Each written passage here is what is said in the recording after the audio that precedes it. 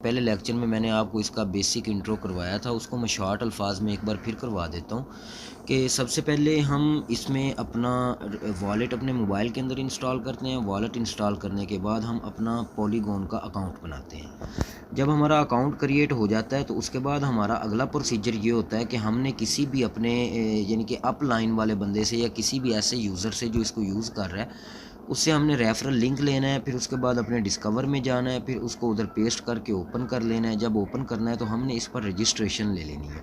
Registration लेने के बाद जो पेज हमारे सामने आता है वो पेज ये आपके सामने ओपन हुआ है। इस पेज में अब हम गौर से देखें तो आपको सामने सबसे ऊपर ये लिखा हुआ है योर एड्रेस। हमारा एड्रेस है रेफर्ड बाय, जिस बंदे ने हमें लिंक किया है नीचे उसका एड्रेस लिखा हुआ है। उसके बाद आ जाता है योर आईडी, हमारी आईडी है। योर मैट्रिक्स पेरेंट, उसके बाद हमारे जितने भी मैट्रिक्स एक्टिवेट हमारे साथ अटैच हुए हैं उन सब की आईडी आ जाती है। उसके बाद नीचे देखें तो नीचे हमारे पास टोटल इनवाइटेड पार्टनर्स आ जाते हैं कि हमने अपनी इस आईडी के ऊपर अपने रेफरल लिंक के ज़रिए कितने पार्टनर को ऐड किया होगा, हमारी अप यानी कि डाउनलाइन टीम क्या है। उसके बाद टोटल मैट्रिक्स अर्निंग आ जाती है कि हमने ये जो रेफरल दिए थे इनसे हमने अब तक कितनी अर्निंग की है, जो इधर मेरे पास 74.000 शो हो रही है। उसके बाद टोटल डिविडेंड अर्निंग आ जाती है। ये वो अर्निंग है जो नॉन वर्किंग है, ऑफलाइन वर्क है कि आपने किया कुछ भी नहीं है लेकिन फिर भी आपको अर्निंग आ रही थी। अब इससे आगे आप गौर करें तो नीचे लिखा हुआ है न्यू डिविडेंड्स अवेलेबल, मतलब कि आपके पास अब तक जो लास्ट टाइम आपने विड्रॉ किया था उसके बाद कितना डिविडेंड यानी कि इकट्ठा हो चुका है। अब इसमें विड्रॉ कैसे करना है ये मेरे पहले लेक्चर में यानी कि मौजूद है, आप उसको गौर से देखें। नीचे आ जाता है योर रेफरल यूआरएल, यानी कि अगर आपने न्यू मेंबर ऐड करना है अपनी टीम के अंदर तो आप ये वाला लिंक जो है ये कॉपी करके उस दोस्त को सेंड करेंगे। कैसे करना है ये मैटर भी सारे यानी कि डिस्कस जो मेरे पहले लेक्चर में मैं कर चुका हूँ। अब यहाँ तक तो था हमारा हमारे अकाउंट का इंट्रो। अब इससे आगे हम आ जाते हैं इसकी मैट्रिक्स पर कि हमारी इसमें दो मैट्रिक्स चलते हैं, एक X3 का और एक X6 का। अब हमें देखना ये है कि X3 में और X6 में हमें इसमें अर्निंग कैसे कैसे आ रही है और हमने इसमें काम कैसे कैसे करना है। जैसे जैसे हमारी अर्निंग आ रही है या हमने इसमें जैसे जैसे काम करना है इस पर अब हम डिटेल से बात करते हैं। अब आपकी मुझे पूरी तवज्जो की ज़रूरत है, गौर के साथ अब आप इसको देखें। हमारे सामने ये दोनों मैट्रिक्स ओपन हैं। दोनों मैट्रिक्स में इंशाल्लाह ताला अब मैं आपको पूरी तफसील के साथ समझाता हूँ कि हमें X3 और X6 के अंदर अर्निंग कहाँ कहाँ से आती है। जी, तो सबसे पहले आप देखें इसमें कि योर X3 मैट्रिक्स के अंदर लेवल 1 लिखा हुआ है। नीचे बॉक्स के अंदर आ जाते हैं, हम लेवल 1 पे ही काम करेंगे। इससे फिर आगे आपको बाकी के लेवल की आसानी के साथ समझ आ जाएगी। तो इसमें आप गौर से देखें कि लेवल 1 लिखा हुआ है, ये 1 मैट्रिक है X3 के अंदर। जब हम रजिस्ट्रेशन लेते हैं तो वो 2 मैटिक में होती है, कुछ ऊपर ट्रांजैक्शन फ़ी लग जाती है तकरीबन 2.3 मैटिक में राउंड अबाउट हो जाती है। तो उसमें होता क्या है कि रजिस्ट्रेशन लेते साथ ही हमें ये X3 के अंदर और X6 के अंदर जो लेवल 1 है वो हमारा ख़रीद किया जाता है, यानी कि वो ख़रीदा जाता है। रजिस्ट्रेशन के साथ ही ये दोनों लेवल चल जाते हैं। एक चीज़ याद रखिएगा कि जितना भी हमारा काम होगा X3 और X6 दोनों के अंदर इक्वल इक्वल होगा, बराबर बराबर होगा, उसमें कोई कमी बेशी नहीं होगी।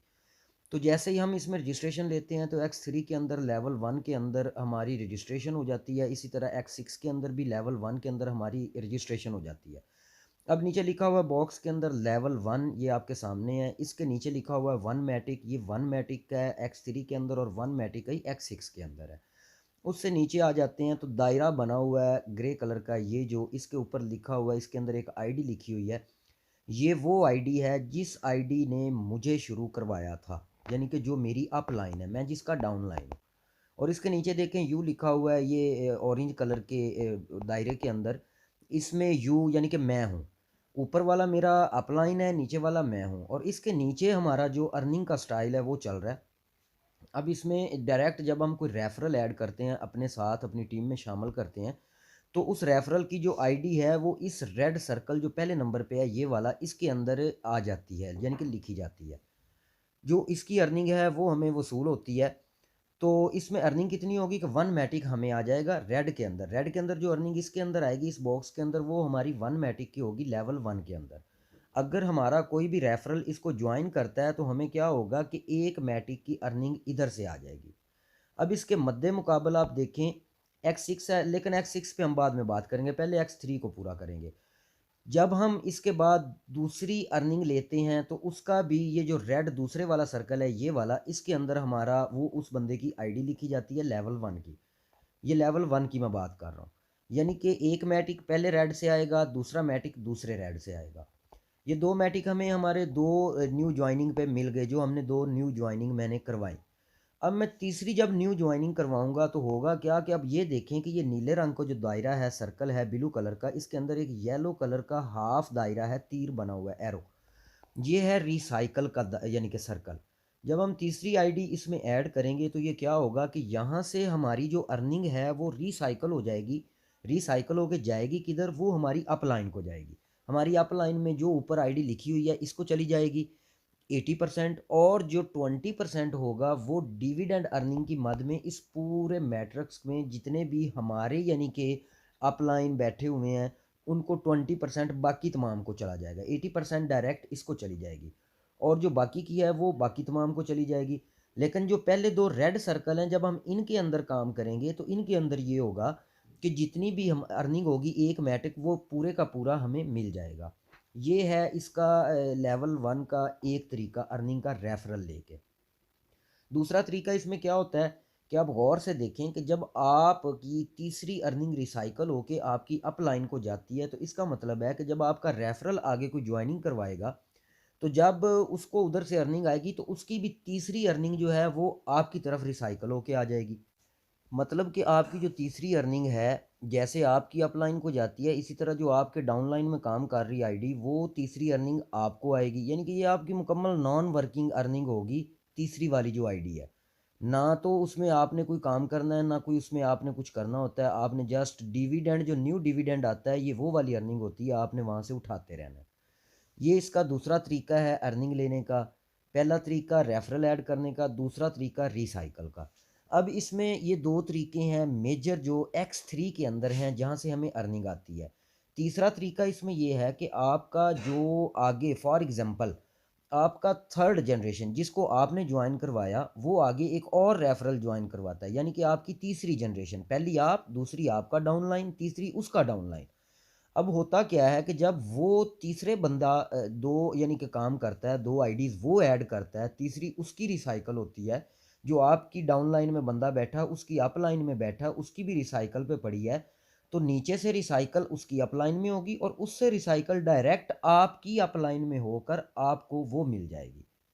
अब मेरी बात को समझें ज़रा, दोबारा मैं गौर से रिपीट करता हूँ अपनी बात को, कि जब आप एक बंदे को ज्वाइन करवा लेते हैं, वो बंदा दूसरे आगे अपनी टीम बनाता है, यानी कि आपकी फर्स्ट ज्वाइनिंग होती है अपने रेफरल में, उसकी आगे सेकंड ज्वाइनिंग होती है, और जो उसकी सेकंड ज्वाइनिंग होती है वो आगे अपनी थर्ड ज्वाइनिंग करता है। जब आपकी तीसरी ज्वाइनिंग नीचे चली जाती है, नीचे से भी ऊपर रिसाइकल होकर तीसरी आईडी आएगी, उससे ऊपर आएगी, उससे ऊपर आपको यानी कि वो उधर से भी अर्निंग आएगी। इसमें तीसरा तरीका अर्निंग लेने का ये है। तो ये वो 3 तरीके हैं जो X3 के अंदर हैं जिससे हमें मुख्तलिफ यानी कि तरीक़ों से अर्निंग आती है। मैंने आपको पूरी वज़ाहत के साथ समझाया है। मैं उम्मीद करता हूँ कि इंशाअल्लाह ताला आपको इसकी समझ भी आई होगी, और आप इस वीडियो को बार-बार तवज्जो से देखें, इंशाअल्लाह ताला आपको मुकम्मल समझ आएगी। जहाँ से आपको समझ ना आए आप बार-बार मुझसे पूछें। और ये वो एक लामहदूद सिस्टम है, एक लामहदूद टैब यानी कि सेटअप है जो हमारे सामने पड़ा हुआ है। इसका मैकेनिज़्म आप गौर से देखें ना, तो जितनी बार भी हम लेवल 1 पे एंट्री करवाते जाएँगे, उतनी बार ही हमें लेवल 1 की अर्निंग आती जाएगी। ये मैंने एक लेवल का बताया है। इंशाअल्लाह ताला जब हमारा X3 और X6 पूरा होगा, मैं आपको अगले लेवल का इसी मैकेनिज़्म के तहत पूरा तरीकाकार समझा दूँगा। वो थोड़ा टाइम लगेगा, उस पे इतनी डिटेल में नहीं जाना पड़ेगा। तो अभी मैं बात कर रहा था X3 के बारे में। X3 में अब आपको समझ आ गई कि आपने कैसे अर्निंग करनी है, किस तरह से इसमें अर्निंग होनी है और इसका तरीकाकार क्या है। एक एक आईडी, दूसरी आईडी, तीसरी आईडी, फिर उसके बाद चौथी आईडी, फिर 5वीं आईडी, फिर छठी आईडी, फिर 7वीं, फिर यानी कि आप इसमें बेशुमार अनलिमिटेड जितनी मर्ज़ी आईडी ऐड कर सकते हैं, जितनी मर्ज़ी अर्निंग ले सकते हैं। आपके रेफरल आगे बना सकते हैं, आगे बना सकते हैं, कोई लिमिट नहीं है इसमें। तो आज के लेक्चर में X3 की अर्निंग की डिटेल बताई है। नेक्स्ट लेक्चर में इंशाल्लाह ताला जो है X6 की और उसके बाद X3 और X6 का कंपेयर करेंगे, और उसके बाद आखिरी लेक्चर में मैं लेवल अपडेट करने के फ़वाइद बताऊंगा, और ये हमारी सीरीज़ मुकम्मल हो जाएगी। इसके साथ ही अब मैं आपसे इजाज़त चाहूँगा। इंशाल्लाह ताला मिलते हैं नेक्स्ट लेक्चर 3 के अंदर, और उसमें हम X6 को डिस्कस करेंगे। अपना ख्याल रखिएगा। अल्लाह हाफिज़।